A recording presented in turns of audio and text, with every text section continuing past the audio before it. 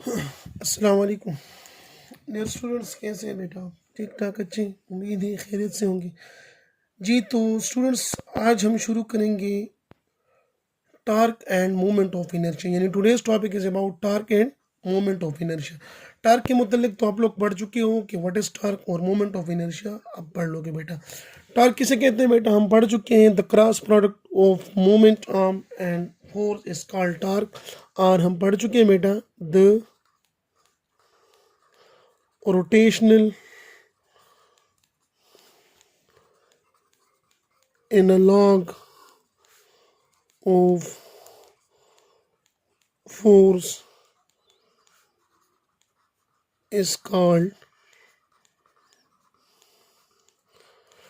Torque. यानी जो काम लीनियर मोशन में फोर्स अदा करती है वही काम रोटेशनल मोशन में टार्क अदा करती है। इस पर हम डिटेल से डिस्कशन कर चुके हैं बेटा। और the cross product of position vector r and moment arm and force is called torque, or the rotational analog of the turning effect produced in a body about a fixed point is called torque। ये तो बेटा आप लोग torque के मुतालिक पढ़ चुके हो। न्यू थिंग जो आपके लिए है बेटा वो है moment of inertia. Moment of inertia देखो बेटा, लिखा हुआ है बेटा, moment of inertia plays a same role as the mass does. Moment of inertia वही किरदार अदा करती है जो कि मास अदा करती है। अब इसका मतलब क्या है बेटा? यानी मास जिसे हम कहते हैं बेटा inertia, the measure of mass is called inertia. Mass जो काम ट्रांसलेशनल मोशन में अदा करती है बेटा वही काम मोमेंट ऑफ इनर्शिया जो है वो रोटेशनल मोशन में, यानी मोमेंट ऑफ इनर्शिया जो है वो रोटेशनल मोशन में वो किरदार अदा करती है। यानी moment of inertia is same like inertia, लेकिन फ़र्क क्या है बेटा कि इनर्शिया हम डिफाइन करते हैं फॉर ट्रांसलेटरी मोशन और लीनियर मोशन, और मोमेंट ऑफ इनर्शिया हम डिफाइन करते हैं फॉर रोटेटरी मोशन। अब what is the definition of moment of inertia? तो मोमेंट ऑफ इनर्शिया को डिफरेंट तरीकों से डिफाइन करते हैं बेटा। एक डिफिनेशन मैंने लिखी है बेटा कि द प्रॉपर्टी, यानी व्हाट इज दिस, जिसका हम कहते थे बेटा inertia is the property of a body due to which it resist any change in its state of rest और स्टेट ऑफ मोशन। तो सिमिलरली मोमेंट ऑफ इनर्शिया भी हमारे पास the property of rotating body, लेकिन ये क्या है बेटा? It's the property of rotating body due to which it resist any change in it's angular velocity. यानी किसी भी बॉडी की वो प्रॉपर्टी जिसके बिना पर वो अपने एंगुलर वेलोसिटी में चेंज के खिलाफ मज़ाहमत पेश करे।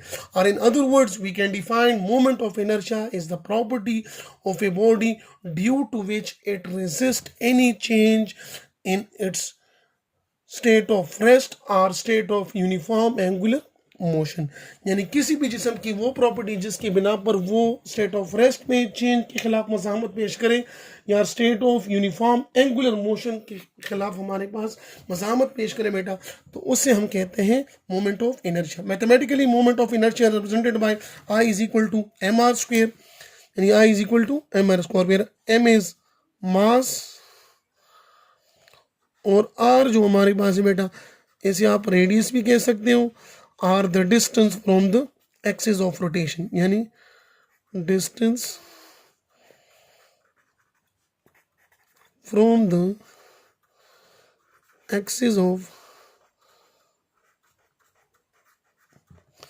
Rotation.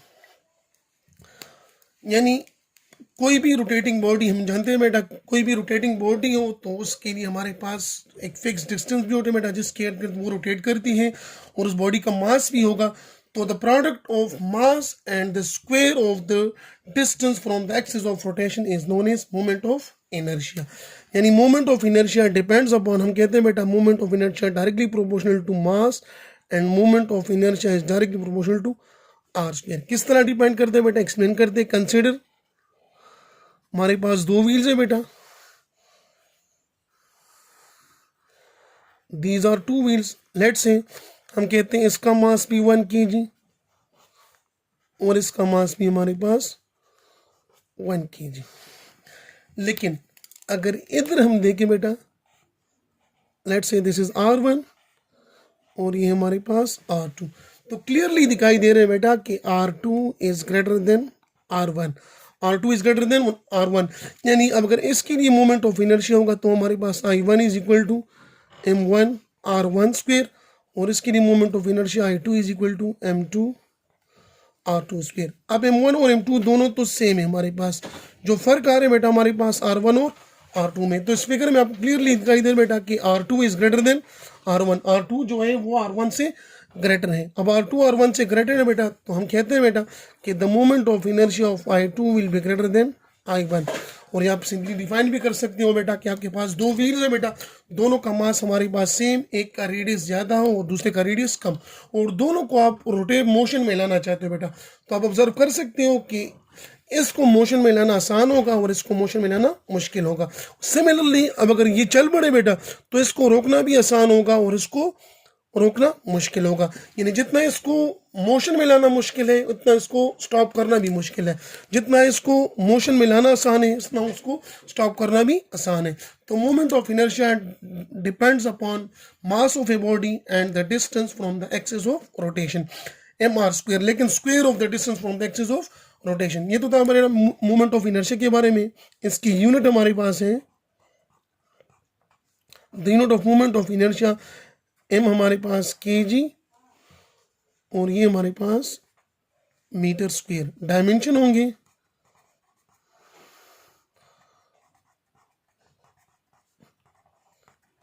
Dimension of moment of inertia kg की जगह m l स्क्वायर और T0 या T लिखने की जरूरत भी नहीं है बेटा, एम एल स्क्वायर डायरेक्ट आप लिख सकते हो बेटा।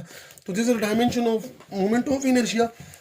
अब नेचर की बात करते बेटा कि what is the nature of moment of inertia. तो याद रखो बेटा, आपकी बुक में तो इसमें डिस्कशन नहीं की गई और ये आपकी लेवल की नहीं, लेकिन आपके नॉलेज के लिए ज़रूरी बेटा कि आपको बताओ कि what is the nature of moment of inertia. तो moment of inertia is known as tensor.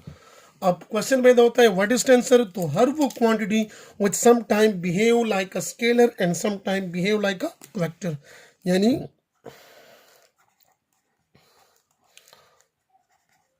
sometime behave like scalar and sometime behave like a vector। तो उससे हम कहते हैं टेंसर। तो moment of inertia is neither scalar nor vector. Moment of inertia ना scalar है और ना वेक्टर है, जबकि सिंपल इनर्शिया जो है वो हमारे पास है स्केलर क्वांटिटी। तो this is all about moment of inertia. अब दोनों को मिक्सअप करके पढ़ेंगे, यानी कि what is the relation between torque and moment of inertia. जी बेटा, तो बढ़ते हैं बेटा moment of inertia of a point mass. Point mass किसे कहते हैं बेटा, मैं आपको बता चुका हूँ जब हम डिस्कस कर रहे थे difference between circular motion and rotational motion के। जब हम किसी बॉडी को सिर्फ एक ही बॉडी कंसिडर करें, उसके पार्टिकल को कंसिडर ना करें बेटा, तो उस बॉडी को हम पॉइंट बॉडी या पॉइंट मास कह सकते हैं। तो moment of inertia of a point mass मालूम करते हैं, हम कहते हैं consider a point mass, consider a point mass. ये हमारे पास पॉइंट मास m है बेटा, attach to a massless rod. ये हमारे पास रॉड है बेटा जिसको हमने मासलेस कंसिडर किया हुआ है, हालांकि मासलेस नहीं हो सकता। हम कहते हैं ये इतना मास इतना कम है बेटा कि ऑलमोस्ट नेग्लिजिबल, तो इसे हम कहते हैं मासलेस रॉड, पायोटेड एट O। और इसका सेंटर ऑफ पॉइंट जो है हमारे पास एक्स ऑफ रोटेशन वो हमारे पास है पॉइंट O। नाउ हम जानते हैं बेटा, now if we apply a force F on this body, जब फोर्स F अप्लाई करेंगे बेटा तो by Newton second law when force is applied on a body it produce acceleration.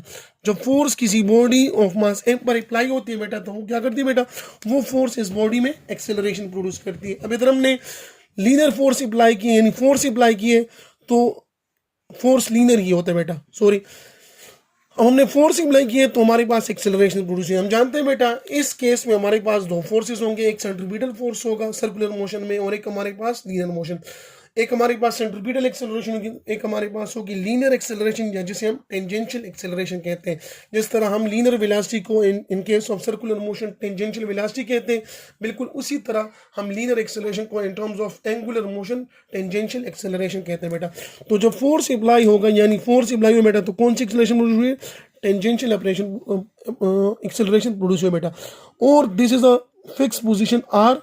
तो देखो बेटा, when we take the product of r and f यानी position vector r और moment arm r and f, तो we get a torque. यानी force जब इस body को इधर से इधर तक लेके आएंगे बेटा तो इधर हमारे पास रोटेशन प्रोड्यूस होगी और इसे हम उसी रोटेशन को हम कहते हैं टार्क। तो this torque is represent torque is equal to r cross f।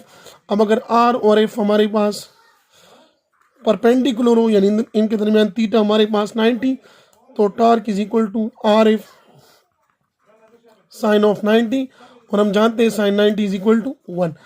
तो torque is equal to r f, ये होगा हमारे पास torque. From Newton second law we know that f is equal to m a. लेकिन कौन सी acceleration? Tangential acceleration. और हम पढ़ चुके हैं बेटा कि acceleration is equal to r alpha, the relation between linear acceleration and angular acceleration. क्योंकि हम टार्क की बात कर रहे हैं तो एंगुलर मोशन हमारे पास होगा। तो for find the relation between linear and angular acceleration हम डिराइव कर चुके हैं बेटा कि a is equal to r alpha, where r is हमारे पास फिक्स डिस्टेंस, अल्फा हमारे पास एंगुलर एक्सेलरेशन और हमारे पास टेंजेंशियल एक्सेलरेशन। तो this is equation 1 and this is equation number 2। तो हम कहते हैं बेटा using equation 2 in equation number 1, तो we get f is equal to m into r alpha। ये हो जाएगा बेटा इक्वेशन नंबर 3 और this is equation number A. Now क्या करते हैं क्या है बेटा, we use equation 3 using equation 3 in equation number ए। तो इक्वेशन ए हमारे पास torque is equal to r अपनी जगह पर और एफ की जगह एम आर इंटू एल्फा। अब torque is equal to r और आर मल्टीप्लाई होंगे बेटा तो क्या बनेगा? R square. तो we write m r square into alpha. अब पीछे पढ़ चुके हम कि what is meant by m r square. M r square किसके बराबर है कि m r square is equal to I which is moment of inertia. तो इसकी जगह हम आई लिख दे देंगे बेटा। तो we get torque is equal to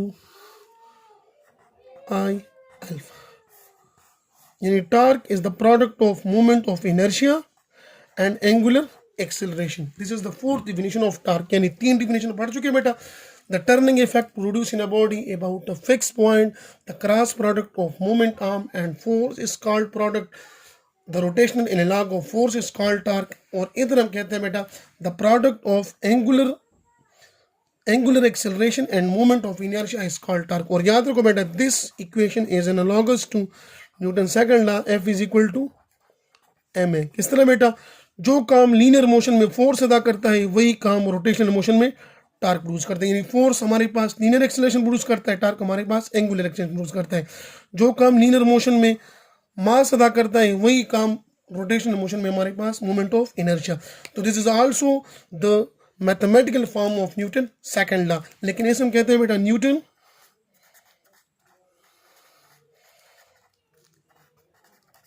second law in terms of angular motion.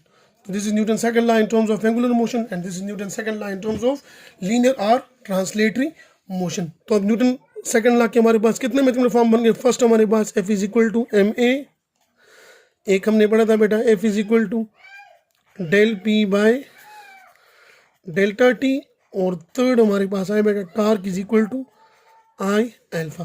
So these are 3 equations with the help of which we can represent Newton's second law mathematically. ये तो था बेटा moment of inertia of a point mass. अब आते हैं बेटा moment of inertia of a rigid body की तरफ की। What is meant by moment of inertia of a rigid body? अब what is rigid body? Rigid body की मतलब आपको बता चुका हूँ बेटा, आपको पता भी होगा, दोबारा रिपीट करते हो तो बेटा कि हमारे पास आमतौर पर rigid को लोग कहते हैं बेटा सख्त, यानी सख्त जिस्म को कहते हैं रिजिड बॉडी। लेकिन फिजिक्स में हम कहते हैं बेटा कि rigid body is that body जिस पर अगर हम फोर्स अप्लाई करें, प्रेशर अप्लाई करें और उसका शेप और वॉल्यूम चेंज ना हो तो वो that body will be called perfect rigid body.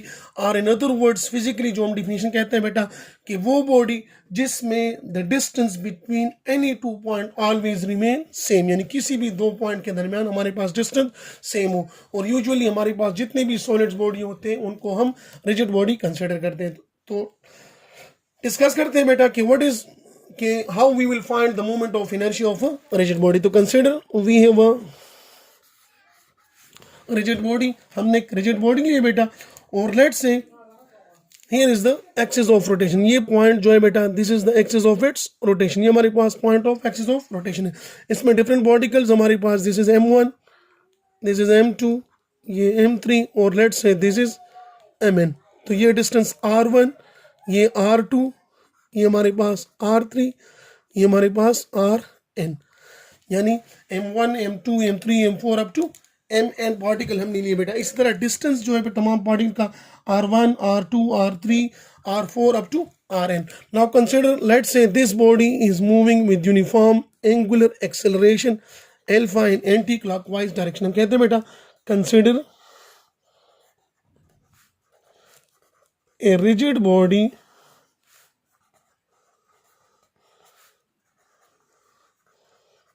moving with uniform angular acceleration alpha. एक रिजिड बॉडी है बेटा जो कि यूनिफॉर्म एंगुलर एक्सेलरेशन अल्फा के साथ मूव करती है बेटा।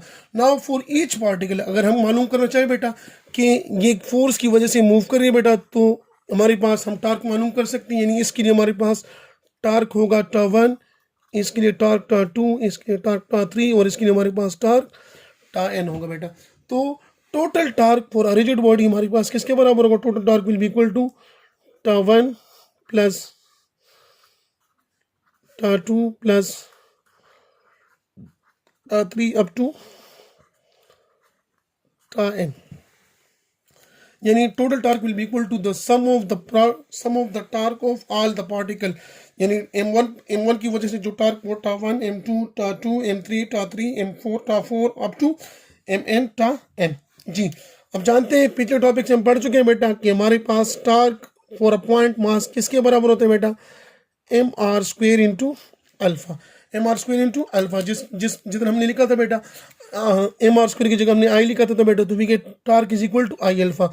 अब इधर हमारे पास m1 r1 डिफरेंट है लेकिन अल्फा सबके लिए सेम, तो टा1 हमारे पास हो जाएगा बेटा m1 r1 square into alpha, टा2 m2 r2 square into alpha, टा3 m3 r3 square into alpha. इधर देखो बेटा एक बात गौर से नोट कर लो, m1 r1 m2 r2 m3 और r3 लेकिन अल्फा सबके लिए सेम क्योंकि हमने कंसिडर किया होता बेटा consider a rigid body moving with uniform angular acceleration, यानी तमाम बॉडी के लिए हमारे पास एक एंगुलर एक्सेलरेशन जो है वो क्या है बेटा? सेम। तो इसीलिए हमने अल्फा1 अल्फा2 और अल्फा3 नहीं लिखा। अगर आप लिखना चाहते हो बेटा तो आखिर में आप लिखोगे बेटा कि इट्स इक्वल टू अल्फा1 इज इक्वल टू अल्फा2 इज इक्वल टू अल्फा3 is equal to alpha n और फिर हमारे पास इट्स इक्वल टू अल्फा। तो वो नहीं लिखते बेटा, इस तरह कंटिन्यू रखे तो टा n हमारे पास बराबर होगा mn rn square into alpha. तो इन तमाम इक्वेशन को यूज़ करते हैं बेटा ऊपर वाली इक्वेशन में, यानी तो ये इक्वेशन बनेगा हमारे पास टा इज इक्वल टू टा1 की जगह m1 r1 square into alpha plus m2 r2 square into alpha plus m3 r3 square into alpha plus up to mn rn square into alpha. अब देखिए बेटा इस इक्वेशन में यानी हर एक टर्म में हमारे पास अल्फा जो है वो हम कॉमन कर सकते हैं। अल्फा हमारे पास सेम, तो we write torque is equal to alpha into m1 r1 square plus m2r2 square plus m3r3 square plus up to mn rn square. तो टार्क इज इक्वल टू, इसको समेशन में लिखते हैं बेटा, समेशन में डिफाइन कर चुका हूँ कि किसी भी टर्म को, किसी ज़्यादा टर्म्स को एक टर्म में लिखते हैं तो हम समेशन यूज़ करते हैं। तो we write summation m i r i square i from 1 up to 1 into, यानी आई की लिमिट हमारे पास स्टार्ट होती है 1 से और ख़त्म होगी बेटा n पे। यानी इसको जब हम ओपन करेंगे बेटा समेशन है तो m1r1 square plus m2r2 square कहाँ तक जाएंगे बेटा, यानी लोअर लिमिट, इनिशियल लिमिट हमारे पास, इनिशियल जब शुरू करेंगे बेटा 1 और आखिरी हमारे पास n हमारे पास कुछ भी हो सकता है। अगर इसमें 100 पार्टिकल हो तो n हमारे पास 100 होगा, इसमें 10 पार्टिकल तो n हमारे पास 10। तो सिंप्लिसिटी के लिए लिखते हैं बेटा कि mi ri square i from 1 up to n is equal to moment of inertia of a rigid body. So we write tau is equal to I alpha. So this is the moment of inertia of a rigid body, or the moment of inertia or the torque on a rigid body. Torque is equal to I alpha. वही हमारे पास के the product of angular acceleration and moment of inertia is called torque. इधर से बेटा, अगर इधर से अगर हमसे कोई कहे बेटा कि what is, यानी for a rigid body define करो what is moment of inertia, तो हम कह सकते हैं बेटा कि it is the sum of the product of masses of each particle in the body with the square of its distance from the axis of rotation. यानी from this definition या इससे हम डिफाइन कर सकते हैं बेटा कि the sum of the product of the masses of each particle, यानी तमाम मासेस के पार्टिकल का सम with the square of its distance from the axis of rotation। ये हमारे पास एक्सिस ऑफ रोटेशन है बेटा। तो इसका एक्सिस ऑफ रोटेशन से डिस्टेंस कितना था बेटा, r1, इसका r2, r3 और r4। तो हम कहते हैं बेटा कि for a rigid body we can define the moment of inertia is the sum of the product of the mass of each particle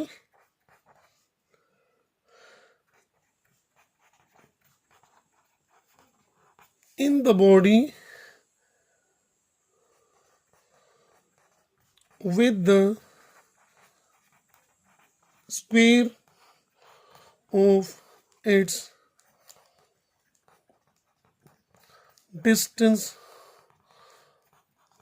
from the axis of rotation। यानी for a rigid body आप define करो बेटा उसका moment of inertia किस तरह कि it's the moment of inertia of rigid body is defined as the sum of the product of the masses of each particle in the body with the square of its distance from the axis of rotation. तो ये तो था बेटा the moment of inertia of a rigid body. और moment of inertia in other words हम define कर सकते हैं बेटा कि it determine the torque needed for a deserve angular acceleration about a rotational axis. यानी ये क्या करते हैं बेटा, it determine the torque needed, यानी बेसिकली एंगुलर एक्सेलरेशन जो, यानी जिस तरह हम इनर्शिया से मालूम कर सकते हैं कि कितना फोर्स इसको रिक्वायर्ड है कि इसको हम स्टॉप करें या मोशन में लाएं बेटा। Similarly for a body to be rotating उसके लिए कितना टार्क रिक्वायर्ड होगा बेटा, तो ये टार्क हम मालूम कर सकते हैं with the help of moment of inertia. जी अब हमारे पास कुछ फार्मूलेज है बेटा जो कि आपने याद रखने हैं, डिफरेंट शेप से हमारे पास उसके मोमेंट ऑफ उसके फार्मूलेज आपने याद रखने बेटा।